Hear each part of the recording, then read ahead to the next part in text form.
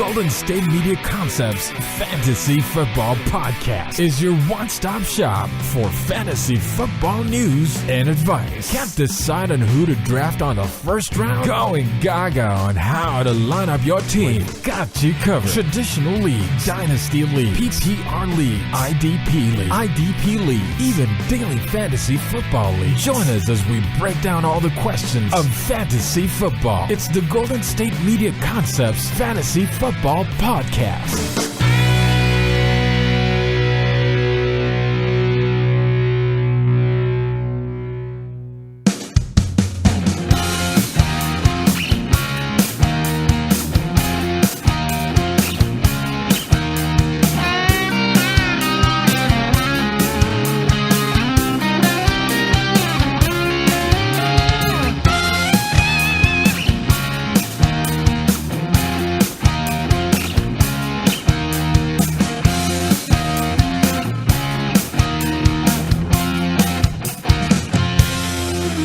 Thank you for tuning in to the Golden State Media Concepts Fantasy Football Podcast. As always, I'm Jeremiah, and actually Anthony is not here. Again, he is feeling a little bit under the weather, but he should be back next week. But as of now, you got me for another show of this podcast. So last night, the Thursday night football game between the Oakland Raiders and the Kansas City Chiefs was everything what I expected it would have been. It was very low scoring. A lot of unorthodox performance from certain players I thought would perform well. And a couple of performances that I didn't think would happen.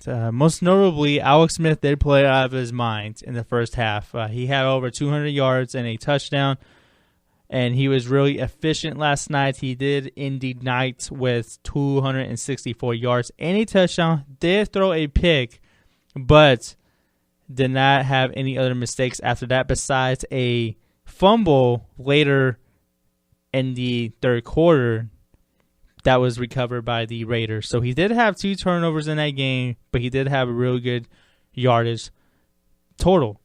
And for the Raiders, Derek Carr did not play anywhere near like an MVP last night. He didn't have any of the great numbers that we're accustomed to seeing. And, you know, Derek Carr really looked uncomfortable going against the Chiefs defense. I haven't seen him play that. I haven't seen him play that bad or looked that uncomfortable since the Las Vegas Bowl in 2012 when he was with Fresno State. When he was playing against USC, I have not seen him play like that ever since. Even in his rookie year, when the Raiders started out so bad, he looked a lot better than that game. But this was probably his worst game of his NFL career, really his worst game of the year. And this might really hurt him in the MVP chances. He is still a top 10 quarterback in fantasy. The Raiders are playing against the Chargers. So I do think that Derek Carr is going to have a bounce back game. It is going to be during the championship round for some people. And the playoff round, probably the first round of the playoffs for some people. I know it will be the first round of the playoffs in my league. But yeah, Derek Carr, he just did not have it last night. Maybe it's because the Chiefs knew that Derek Carr was going to be in shotgun the whole time.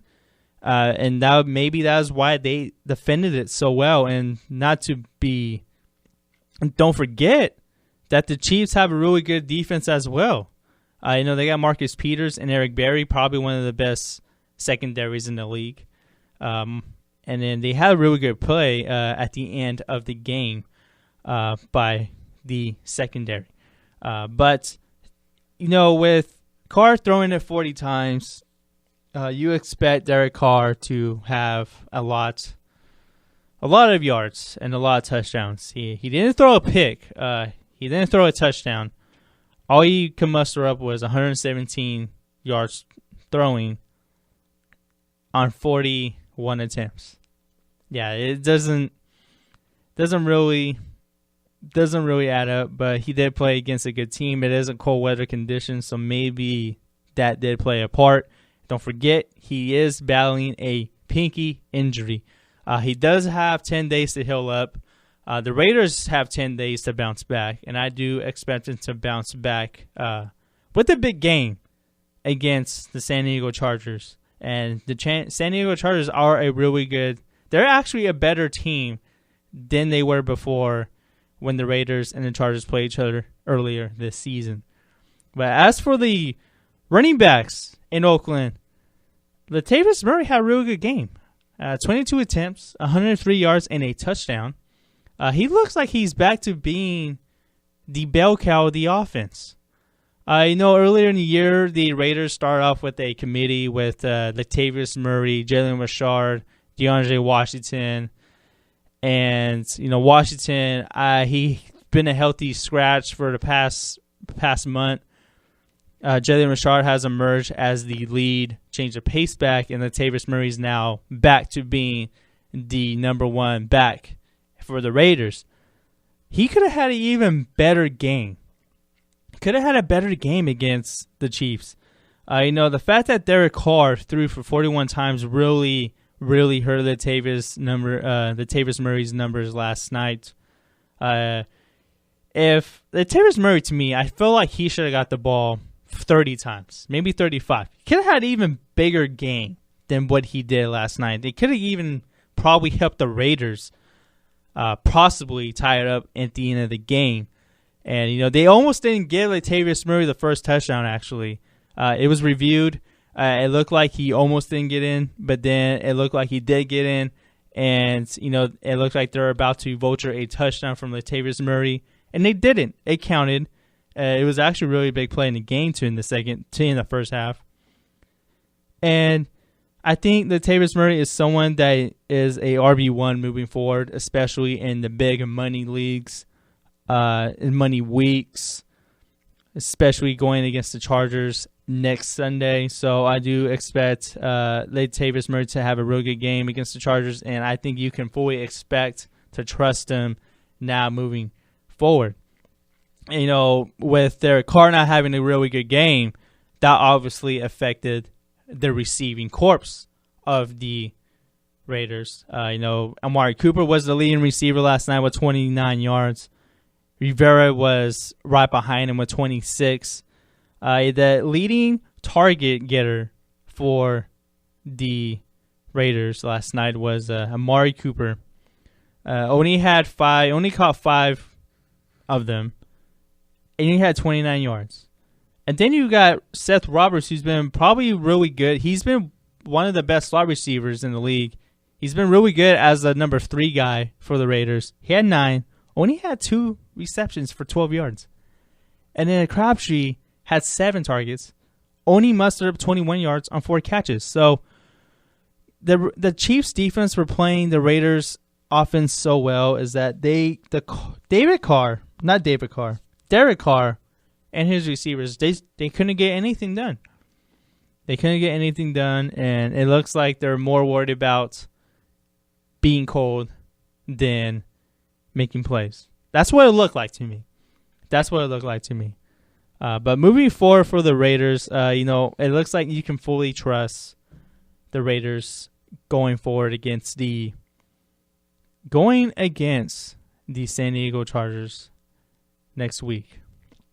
And, the Chiefs, they're not the most explosive offense in fantasy by any means. But, man, what a game from Travis Kelce and the Kansas City Chiefs. What a game. He had his 4th game he has 4 straight game with 100 yards receiving.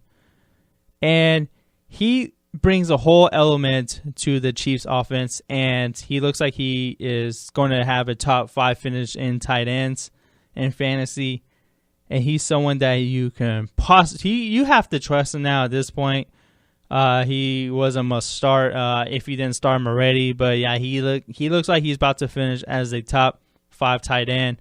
Could possibly finish as possibly the top 2, top 3, and he's someone that he's going to put up numbers moving forward, and him and Alex Smith just have really great chemistry. Really great chemistry, and that's something that you have to look at. And Travis Kelce, he's not going to go anywhere. It looks like he might be matchup proof right now. I think he's someone that you can fully trust moving forward. The Chiefs do play the Titans next, so that's a really huge matchup. And then they play the Broncos on Christmas night, so that I would start him in that game as well. You can't tell me anything why I shouldn't start Kelce. All I can think of is reasons why I should start him. And for the receiving corps here for the Chiefs, Tyreek Hill had another great game. Tyreek Hill had a great game. 66 yards and a touchdown, 6 targets. And he also had a punt return touchdown. So Tyreek Hill has emerged as a star in fantasy, and I think he's someone you could possibly trust moving forward. He just brings a whole another element to the Chiefs' offense. He brings them a deep threat. Alex Smith was actually making some big-time throws last night down the field. That's something we don't normally see. But I do think Tyreek Hill is a big part of this offense, and you can trust him as your second or third receiver in your lineup. And as for the running backs for the Chiefs, Spencer Ware didn't really have a great game. He had 56 yards on 20 carries, but they were really tough yards. He didn't have a touchdown. That touchdown went to Sharkandrick West. And Spencer Ware is someone you have to trust moving forward. He is the bell cow of the offense. He is a workhorse. They are playing the Titans and the Broncos. The Titans game is he should have really good numbers in that game. The Broncos is a matchup I'm really worried about, but he's someone that you have to start moving forward, and you have to trust him, especially in the playoffs. But we're going to take our first break here at the Golden State Media Concepts Football Podcast, and I'm going to talk about some players you might have to stay away from, maybe some backfields in Denver, and a couple of other players who you might have to stay away from heading towards the playoffs here in fantasy. But we're going to take our first break here at the Golden State Media Concepts Fantasy Football Podcast. Tired of searching the vast jungle of podcasts? Now listen close and hear this out. There's a podcast network that covers just about everything that you've been searching. Hey! The Golden State Media Concepts Podcast Network is here.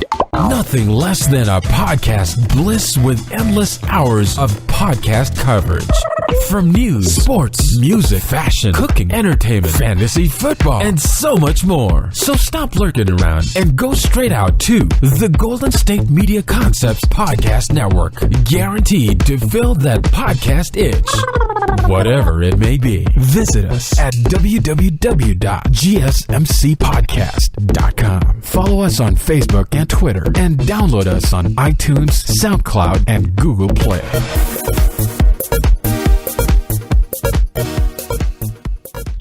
And welcome back to the Golden State Media Concepts Fantasy Football Podcast. And I want to talk about a couple of players maybe you should stay away from the next 2 weeks. Well, we have a couple of backfield situations here in Green Bay and in Denver that look really messy, and that is not a good thing to say here heading to Week 14. They have numerous running backs, and they both can't run the ball. Well, I wouldn't say they both can't run the ball really well. First, I want to talk about Green Bay Packers. Their running game is all over the place here. It looks like Ty Montgomery is the leading running back again. He did have 6 carries for 40 yards against the Houston Texans. And the next, Christine Michael led the touches and running backs for the Packers. The former Seahawk, he had 9 carries for 19 yards.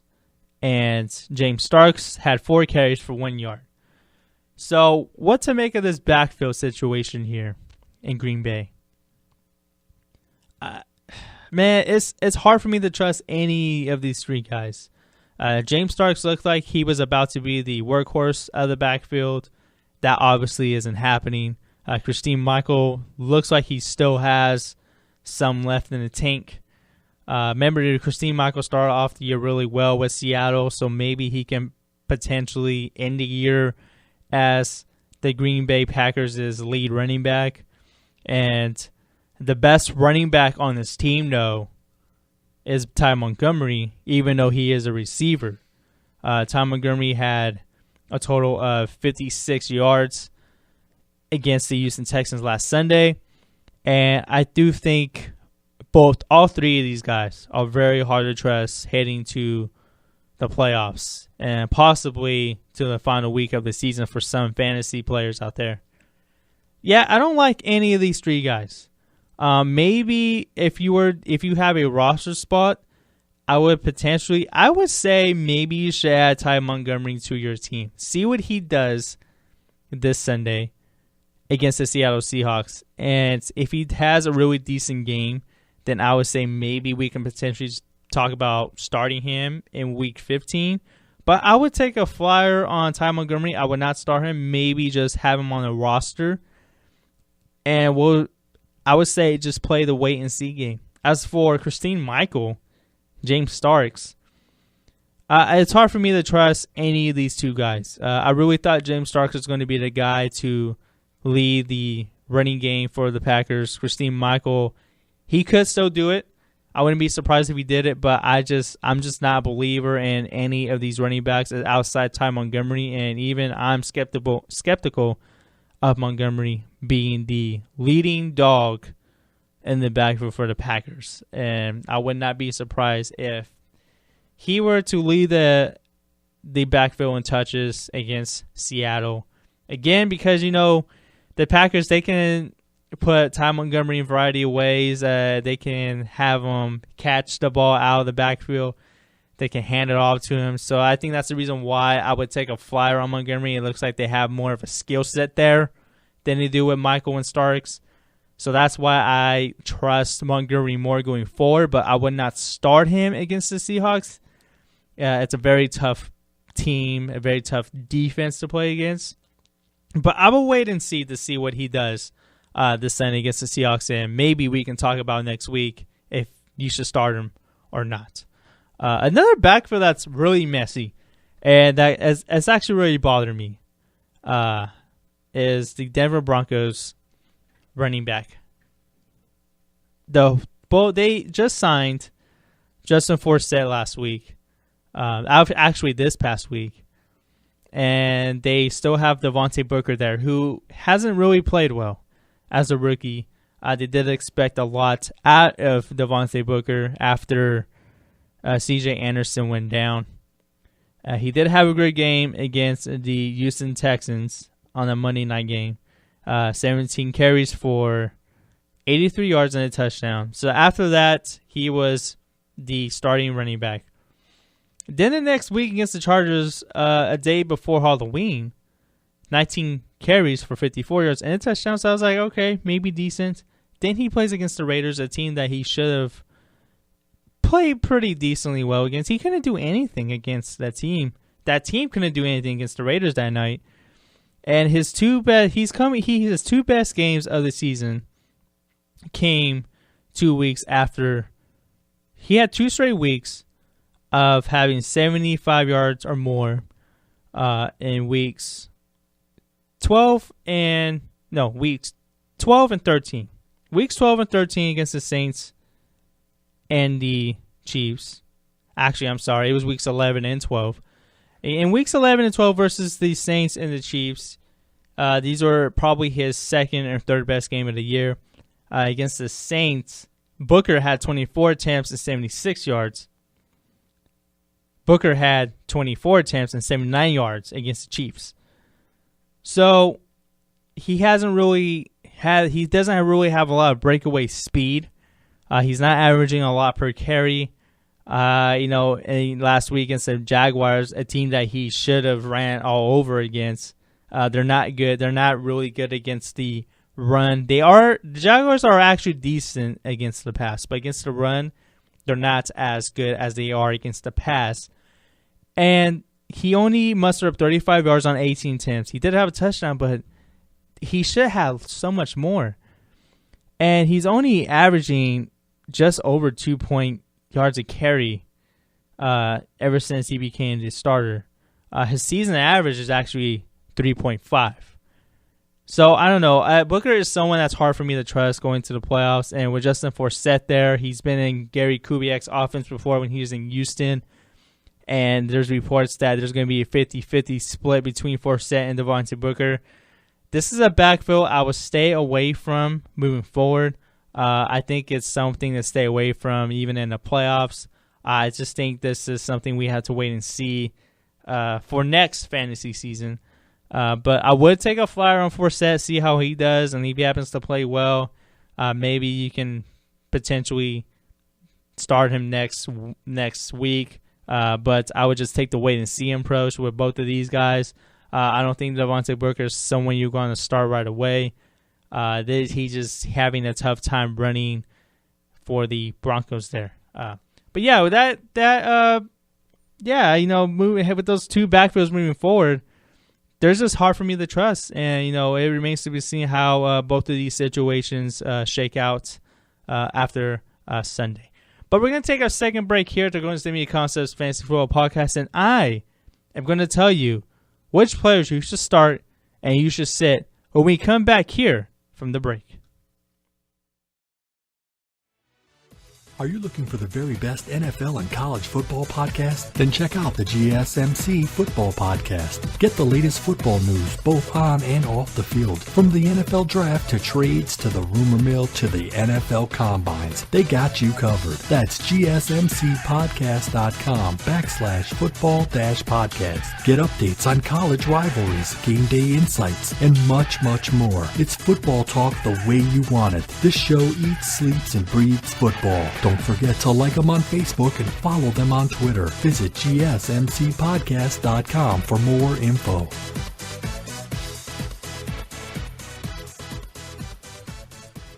And welcome back to the Golden State Media Concepts Football Podcast, Fantasy Football Podcast, that is. It's time to get into some starts and sits here for week 14. And there's two players I do think you must absolutely have to start. There's a lot of players on this list. I had Jeremy Hill against the Browns. I think he is a must start. I got Devontae Freeman as a must start against the Rams. Jordan Howard against the Lions, I think is a must start. Emmanuel Sanders with Trevor Siemian coming back against the Jacksonville Jaguars. I think Emmanuel Sanders and Demaryius Thomas, I think you have to put them in your lineup. But there's two players in particular I think that need to be in your lineups, especially in a week that has so many implications for you guys. First of all, I think this is the week. I think this is finally the week where we're going to see a breakout game this season from Sammy Watkins. I think it's going to finally happen. I thought Watkins was going to have a good game I thought he was going to have a phenomenal game against the Raiders, but the Raiders just played really well in the second half. Watkins did lead in targets with 9, and he's only mustered up 32 yards and 38 yards. 32 of his 38 yards came on the Bills' first drive. After that, I thought, okay, we're gonna have a good game. Nope, it didn't happen. He just so really his team, the Tyrod Taylor that may play a part in why he didn't put up so many numbers. But, that Raiders defense was just playing tough against them. But he's going against a Pittsburgh defense that really played well against Odell Beckham and the New York Giants. But that game was at Heinz Field. This game is at the Ralph for Buffalo. So it's a home game for Buffalo. I think the Bills are going to perform a little bit more better than they would if this game was at Heinz Field. But I do think the Bills are going to try to keep up with the Steelers. I do think this game has the potential to be a high-scoring game, and that means Watkins is probably going to get involved a lot in this game. And if the Bills score a lot of points, I think that means Watkins is a huge part of that. So I do think Watkins is someone you have to start in your lineups. I think this is a breakout game, And, I'm not saying that the Bills are going to win, but I expect a big offensive day from the Buffalo Bills offense. And I say, Sammy Watkins is someone you have to start. And it's going to the same game, actually. Going to the same game against Buffalo and Pittsburgh. I think the Darius Green is a must start now. The Darius Green has been a monster last week. He was a monster last week against the New York Giants, 110 yards and a touchdown. Even before that, he had 67 yards on 2 receptions. Could have had an even bigger day. So he looks more comfortable in this offense now. This offense has so many weapons on the field. There's so many players to defend. You got Le'Veon Bell. You got to defend him on the ground and through the air. You got to defend Antonio Brown. That's tough to do. But, he's someone that is going to become more involved, and that's scary. The fact that he had 110 yards and a touchdown, and he only played 35 of 73 snaps. So I think he's in for an even bigger day here against the Buffalo Bills. And as for players, I think you should sit. I got 2 in particular I want to talk about. I talked about Devontae Booker earlier in the show, but I think he's someone you have to sit. If you start him, I don't know what to tell you, but if you have players a lot better on your team, you have to stay away from Devontae Booker. Booker's only averaged 2.8 yards a carry since becoming the starter. And, he's probably been one of the worst running backs since then. He's only been above, he hasn't had many 10-plus fantasy performances. He's just hadn't had a lot. And, to me, I think he's more of an RB3 now because of Justin Forsett. So for that reason, I do think he's someone that could get really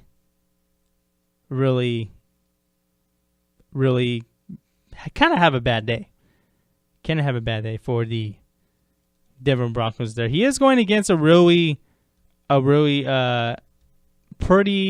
a pretty good matchup against the Tennessee Titans, but I do think the fact that Justin Forsett's going to be more involved in this offense really concerns me, and that's why I think you have to stay away from Devontae Booker there. But my next player you should say is going to be really surprising because of the team he's going against. But I'm going to have to maybe suggest recommend you guys to probably sit Brandon Marshall of the New York Jets. He is playing against practically the worst defense in the league in the San Francisco 49ers, but we forget that his quarterback for this game is going to be Bryce Petty. Bryce Petty is only completing just under 55% of his passes. He only has 5 yards per attempt, 2 touchdowns, and 3 interceptions. He's thrown to Marshall 11 times. Marshall has caught 7 of them for a total of 41 yards. So no reception from Marshall from Petty has not gone over 13. It's a great matchup, but I do think the fact that Bryce Petty is Brandon Marshall's quarterback in this game is going to really hurt Brandon Marshall against the 49ers. And, Marshall hasn't really put up good numbers consistently anyway. He hasn't had a 100-yard game since the Pittsburgh Steelers in October 9th.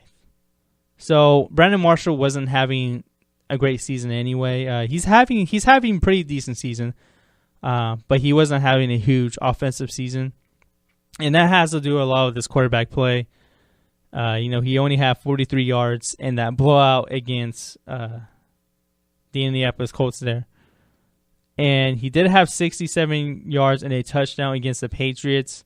But other than that, he hasn't really shown a whole lot. He only has 3 touchdowns of the year. So I do recommend sitting Brandon Marshall because of the team he's on and the quarterback. But, I do expect that game to be really ugly offensively. This is a game. It can either be really ugly offensively or really high scoring, depending on how these offenses perform for the 49ers and the Jets. But that concludes our show. I'd like to thank you guys for tuning into the Golden State Media Concepts Fantasy Football Podcast. We'll be back next week with 2 more episodes. I will do the show solo on Tuesday, and Anthony should be back next Friday. But, I'd like to thank you guys for tuning in. You can catch the show on a variety of platforms, Google Play, Stitcher, iTunes, SoundCloud, YouTube, and on the website, GSMcpodcast.com. And, you can, always, you can always follow the show on Twitter at GSMC_football and on Instagram at the Golden State Media Concepts Fantasy Football Podcast. I thank you guys for tuning in, and have a good day.